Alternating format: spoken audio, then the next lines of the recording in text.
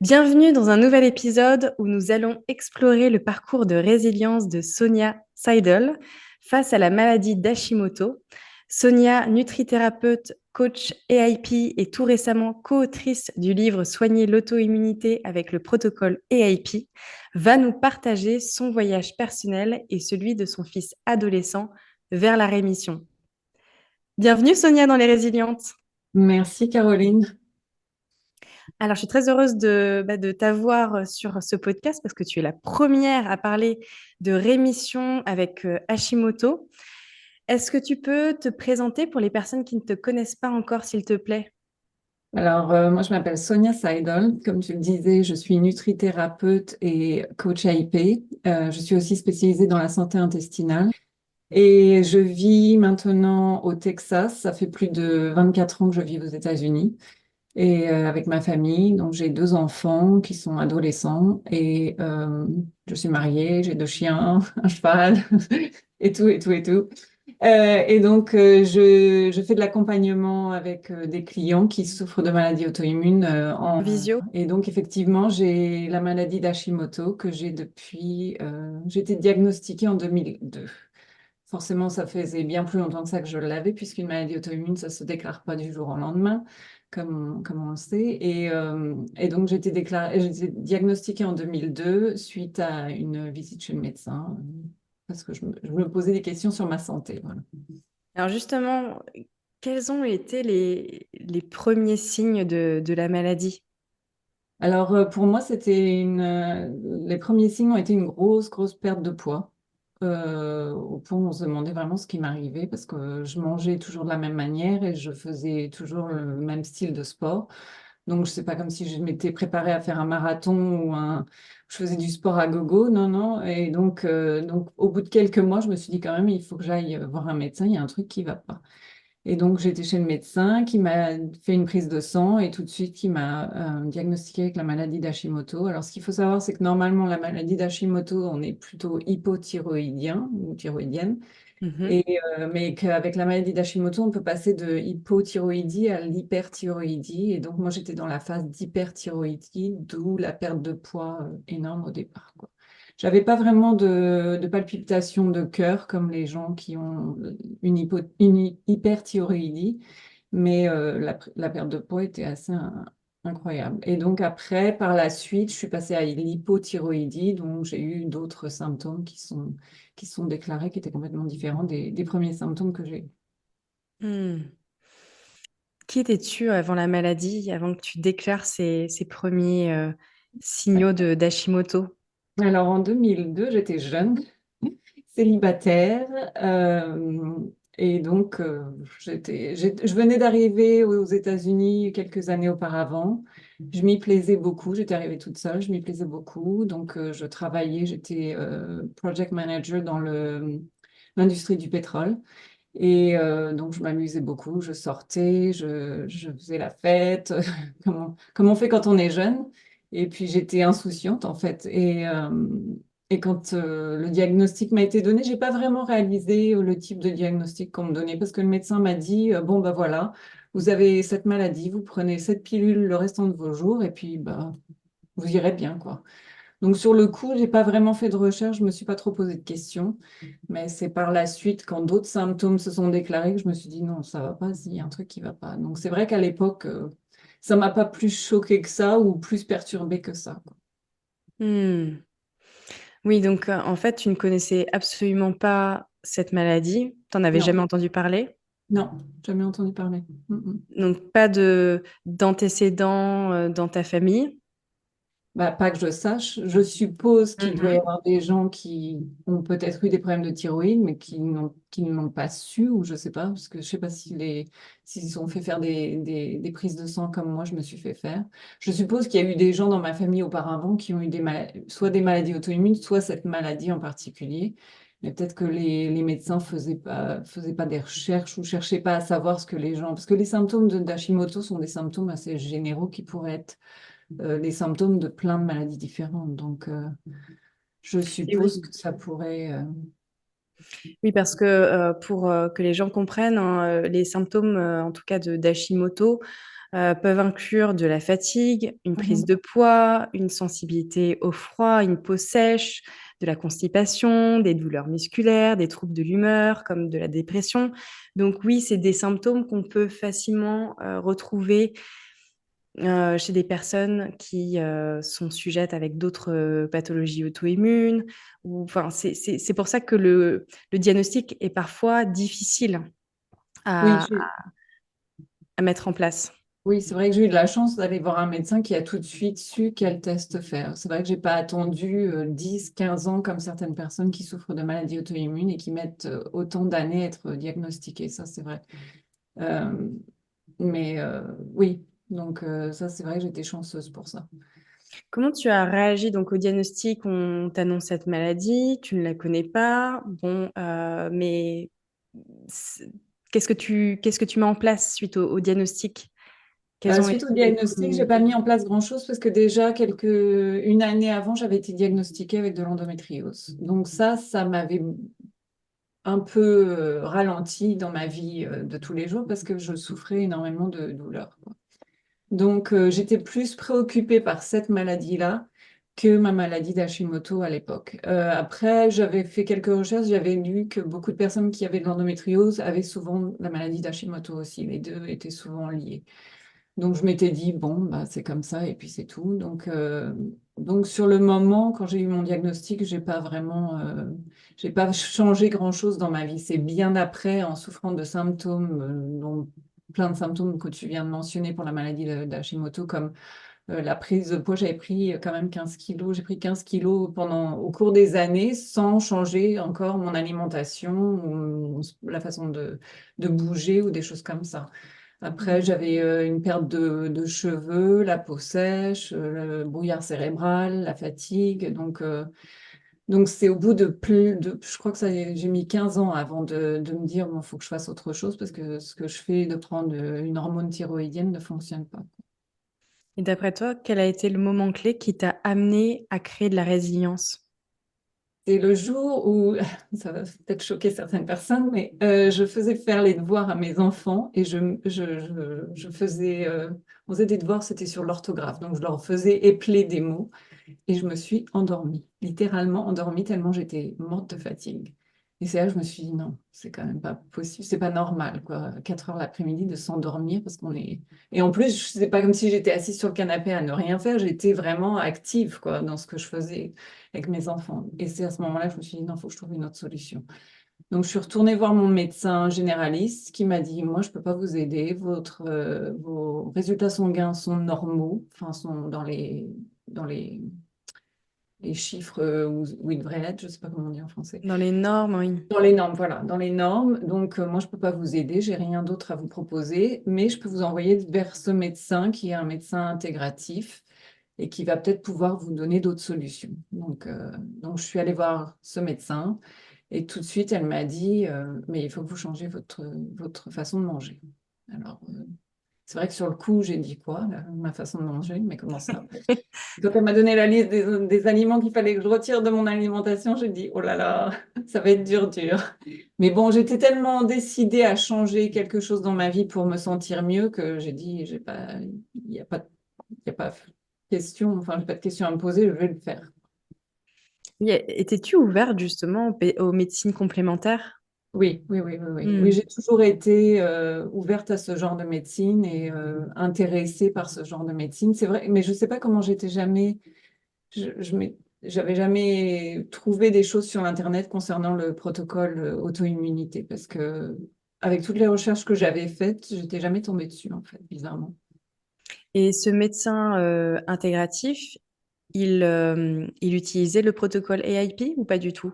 C'était son protocole à elle qu'elle utilisait et donc elle m'avait dit, il faut retirer tous ces aliments de votre alimentation, mais pour le restant de votre vie et même les fruits. J'avais dit quand Ah même, c'est oui. quand même bizarre. Ok. Donc, quand elle m'a dit ça, j'ai dit OK. Bon. J'ai commencé à suivre le truc, puis après, je me suis dit non, je peux pas arrêter de manger des fruits pour le restant de ma vie, c'est pas normal quand même. Et c'est là que j'ai commencé à rechercher sur Internet et que je suis tombée sur le protocole AIP, où j'ai vu que c'était le même style de protocole, mais c'était que la phase d'élimination n'était que temporaire. Oui, est-ce que tu peux nous expliquer ce qu'est le protocole EIP, en quoi il consiste, pour que les personnes puissent comprendre? Alors, le protocole EIP a deux composantes. Il y a une composante alimentaire qui va, en fait, le protocole EIP, à la base, va aider les gens à retirer l'inflammation qui est chronique, qui est dans le corps des gens qui ont une maladie auto-immune, et donc à arrêter cette inflammation pour que le corps retrouve une sérénité, en fait, on peut dire, et redémarrer le système immunitaire et calmer le système digestif, parce que l'auto-immunité est quand même reliée au système digestif. Donc, il y a deux composantes, comme je disais, il y a une composante nutritionnelle où on va retirer une certaine liste d'aliments pendant une phase d'élimination qui dure 30 à 90 jours. Euh, on dit 30 à 90 jours, mais pour certaines personnes, il va falloir plus que 90 jours. Ça peut prendre jusqu'à 6 mois pour vraiment faire un reset du système immunitaire et pouvoir recommencer à réintroduire ces aliments un par un pour voir ceux qui vont être en accord avec votre corps, quoi, en fait. Hmm. C'est le corps qui va dire que, par rapport à chaque aliment, oui, cet aliment, c'est bon, on peut continuer de le manger, ou cet aliment, non, ne me convient pas pour l'instant ou à durée indéfinie, et il va falloir continuer de l'éliminer. Et ensuite, il y a une Ok. composante mode de vie qui est très importante aussi, qu'il faut faire en tandem avec la composante alimentaire. Et la composante mode de vie, il y a plusieurs aspects. Il y a un aspect sommeil, donc s'assurer qu'on dort suffisamment et qu'on a un bon sommeil réparateur. Il faut s'assurer de savoir gérer son stress, parce que le stress est très, très néfaste à la santé, comme on sait. Hmm, hmm. S'assurer de rester en connexion avec les autres, la nature et soi-même. Donc, s'assurer qu'on passe du temps à l'extérieur, qu'on va marcher dans un parc, une forêt, sur la plage, des choses comme ça. Et rester en contact avec des vraies personnes humaines, pas juste par téléphone, envoyer des SMS ou envoyer des emails, parce que bien souvent, il y a beaucoup de gens qui n'ont pas vraiment de contact humain. Ensuite, il y a une composante, il y a un aspect où il faut s'assurer qu'on continue de bouger sans trop en faire pour ne pas stresser le corps encore plus. Donc, vous pouvez faire du sport, vous pouvez bouger, mais pas aller faire un marathon, comme je disais au début du podcast, parce que ça va être trop d'efforts pour une personne qui souffre de maladies auto-immunes. Et enfin, s'assurer d'éliminer les toxines environnementales, car elles sont forcément néfastes pour nous et on en a tout autour de nous. Donc, bien sûr, c'est pas de les éliminer toutes d'un coup parce que c'est pas possible, mais au fur et à mesure, éliminer une par une. Souvent, les gens commencent par changer leur déodorant qui est plein d'aluminium. Donc, ça, c'est un point aussi important. Oui, ça reste une démarche assez globale, Mhm. assez holistique. Est-ce que tu peux nous dire dans le protocole AIP, quels sont les aliments à mettre de côté là, pendant la période d'éviction? Alors, les aliments à mettre de côté donc, sont tout d'abord le gluten. Alors, le gluten, par contre, c'est pas un aliment à mettre juste de côté temporairement, c'est à temps, à l'infini, quoi, en fait. On le Hmm. retire complètement et on ne le réintroduit pas. Après, il y a les produits laitiers, les œufs, les pseudo-céréales et les céréales, le Comme le café, quinoa, c'est comme ça? le quinoa, voilà, c'est ça. Euh, Mhm. le café et le chocolat, les solanacées comme les pommes de terre, les tomates, les piments, les poivrons, les aubergines. Les huiles végétales comme l'huile de colza, l'huile de tournesol, le sucre blanc. Les sucres, enfin, ça ne s'appelle pas des sucres, ce sont les édulcorants, c'est comme ça, Mhm. les édulcorants, l'alcool, les légumineuses, les fruits à coque. Alors, les gens ont l'impression que j'ai énuméré tous les aliments qu'on mange quotidiennement, mais non, je vous promets, il reste plein d'aliments à manger quand même. Oui, c'est vrai que c'est impressionnant quand là tu énumères, tu cites là tous les aliments à mettre de côté. C'est vrai que ça peut faire peur. Et toi, comment tu as abordé ce protocole? Parce que voilà, tu mangeais tous ces aliments, j'imagine. Oui. Comment tu as procédé? En fait, j'ai procédé par, j'ai transitionné vers l'AIP. Je me suis pas jetée à tête baissée dans l'AIP parce que c'est trop, enfin, c'est trop compliqué pour la majorité des gens ne peuvent pas le faire, quoi. Et moi non plus, je pouvais pas le faire. Donc, au fur et à mesure, j'ai changé mon alimentation. Et c'est vrai que dans notre livre, on propose un autre type de transition parce qu'en fait, on s'est rendu compte que en retirant un groupe d'aliments par semaine, c'est trop négatif, ça a un aspect négatif par rapport à l'alimentation. Donc, dans notre livre, on propose de transitionner en créant un nouveau repas complètement AIP par semaine. Donc, la première semaine, vous vous concentrez à créer que des dîners AIP. Ensuite, la deuxième semaine, vous vous concentrez à créer que des déjeuners AIP. Donc, arrivé au bout de 4 semaines, tous vos repas seront AIP. Donc, Hmm. on trouvait que ça avait un aspect beaucoup plus positif que de retirer un groupe d'aliments chaque semaine et d'avoir à réinventer chaque semaine des nouveaux repas ou des nouveaux. Enfin, c'était trop négatif à notre goût. Oui, parce que c'est vrai que quand on élimine trop de choses, le système nerveux peut se sentir en danger Mhm. et ça peut créer énormément de stress, d'insécurité pour la personne qui met en place voilà, ces évictions. On le voit dans beaucoup de régimes, hein, de modes alimentaires un peu drastiques.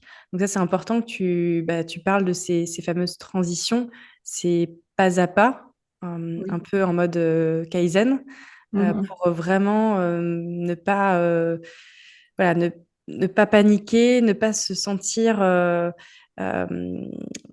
voilà, en insécurité face à ce changement radical. Voilà, exactement. Donc, Et c'est vrai que c'est intéressant parce que donc, moi, j'ai pas mis ce protocole AIP en place pour aller mieux, pour sortir de la spondylarthrite ankylosante. Toi qui accompagnes des personnes aussi qui cohabitent avec des maladies auto-immunes, tu dirais que il y a un pourcentage de réussite à combien avec le protocole, à peu près, hein? ah, moi, je dirais c'est quand même 90% des gens qui commencent le protocole, on sent une différence quand même assez incroyable. Hmm.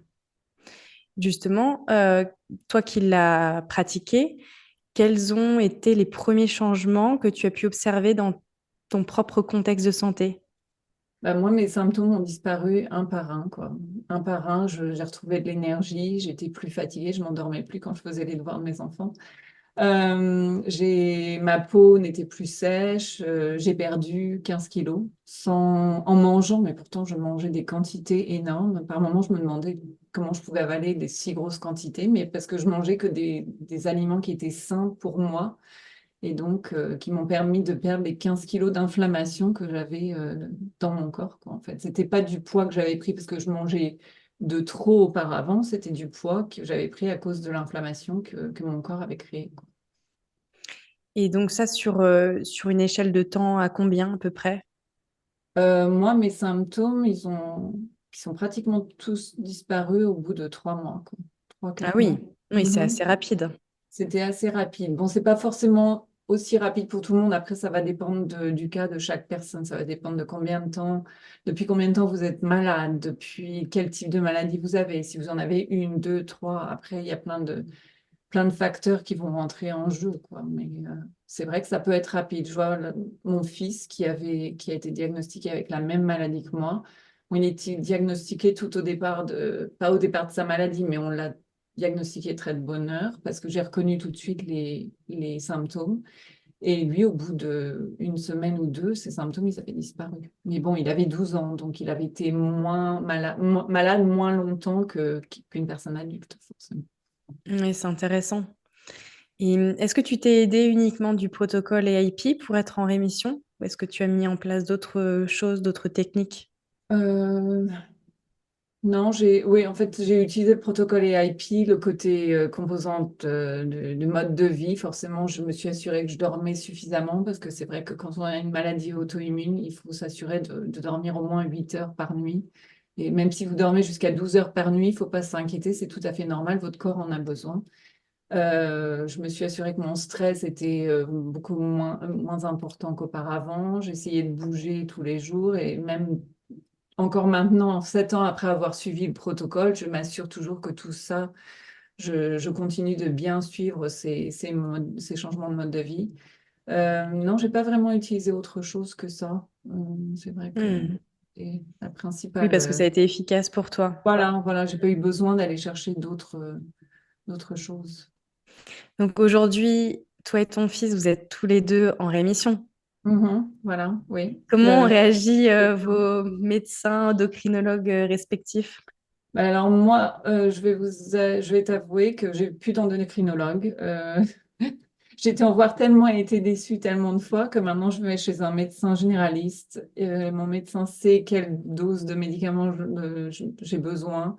Elle sait que je suis nutrithérapeute, donc elle me fait confiance de ce côté-là. Et tant que ma prise de sang est bonne et celle de mon fils aussi, elle me dit continuez de faire ce que vous faites parce que ça fonctionne très bien, apparemment. Donc là, actuellement, tu ne prends plus aucun traitement. Non, non, je prends toujours un traitement. Ça, D'accord. malheureusement, je pense que j'avais été malade trop longtemps et que mon corps avait attaqué ma thyroïde trop longtemps, exactement. Et que je pense pas que je ne puisse produire de l'hormone thyroïdienne de moi-même. Moi, ça va faire plus de 20 ans que je suis malade, donc je pense que ça va être plus difficile. Mon fils, on est en train d'essayer de voir si on peut arrêter son médicament. Parce que lui, il a Hmm. été malade que depuis 6 ans. Donc le médecin m'a dit qu'elle espérait que si on diminuait sa dose petit à petit, qu'on pourrait l'éliminer complètement. Mais ça, c'est à voir avec le médecin. C'est chaque médecin qui va savoir ce qui est mieux pour la personne en question. Et l'AIP est toujours fait, en fait, c'est toujours un protocole qui est fait pour être suivi en parallèle avec de la médecine conventionnelle. Parce que c'est vrai qu'il y a beaucoup de maladies auto-immunes qui demandent à ce que les personnes soient suivies par un médecin et qu'ils prennent un traitement bien spécifique. On ne peut pas arrêter le traitement du jour au lendemain en se disant, bon, je fais le protocole AIP, j'ai plus besoin de traitement. Non, ça, c'est pas possible. Pas Hmm. toujours, en fait. C'est un truc à discuter avec le médecin. C'est important, oui, de bien discuter du suivi, de la prise médicamenteuse, parce que oui, quand on rentre un peu dans la prise d'un traitement, on ne peut pas l'arrêter comme ça du jour au lendemain. Il y a aussi une réduction progressive à faire. Donc ça, c'est vraiment à voir avec votre médecin, votre endocrinologue. Ça, c'est important. Quels conseils pourrais-tu partager aux personnes qui vivent aujourd'hui avec la maladie d'Hashimoto et qui souhaiteraient reprendre les rênes de leur bien-être? Oui, alors moi je préconise le protocole AIP forcément, parce que c'est vrai que je suis fan du protocole. Après, il n'est pas forcément pour tout le monde. Il y a des gens qui vont dire qu'ils ne pensent pas qu'ils peuvent le suivre, mais c'est vrai que moi, je pense que c'est un protocole qui fonctionne. Je pense que ça vaut le coup de l'essayer. Après, ça coûte rien de l'essayer, hein. Vous n'avez pas besoin d'acheter des compléments alimentaires pour suivre le protocole ou des choses comme ça, ou un appareil spécial ou quoi que ce soit. C'est vraiment, vous pouvez suivre ça de vous-même. Donc, je pense que ça vaut le coup de l'essayer parce qu'on ne sait jamais si ça fonctionne pour vous, que ça change votre vie. Je pense que ça vaut vraiment la peine d'essayer ce protocole et de mettre tous les atouts de votre côté, quoi. Hmm. Oui, parce que là, avec le protocole AIP et ton traitement actuel, ça t'a permis en fait de ne pas faire évoluer la maladie. Voilà, exactement. Et ça m'a aussi permis de ne pas développer une autre maladie auto-immune, parce que c'est vrai qu'on dit bien souvent qu'une fois qu'on en a une, je crois que c'est 7 fois plus de chances qu'une personne qui n'a pas de maladie auto-immune d'en développer une autre, d'en avoir une autre. Il arrive bien souvent qu'il y ait des gens qui aient une, deux, trois maladies auto-immunes en même temps. Donc ça, c'est vrai que ça m'a permis de ne pas avoir d'autres maladies auto-immunes. Merci Sonia pour tous tes partages. Comment on peut te contacter? Alors, on peut me trouver sur Instagram. Alors, c'est AIP, le tiré du dessous, all the way. Ok. ALLTHEWAY. On peut me trouver sur l'Internet. Alors, mon site s'appelle yourwellnessrevealed.com. Et puis, j'ai aussi un programme que j'ai créé avec ma collègue avec qui j'ai écrit le livre, qui s'appelle J'adopte l'AIP. Et c'est un programme pour aider les gens à suivre le protocole AIP s'ils ont besoin d'un programme pour les aider à les motiver à, à- à suivre le protocole. Parfait, je mettrai tous les liens en description de l'épisode. Merci énormément, Sonia, pour tout, pour ton témoignage, pour ta belle résilience. Et écoute, je t'embrasse. Merci, moi, toi aussi. Merci, Caroline. Moi aussi, je t'embrasse.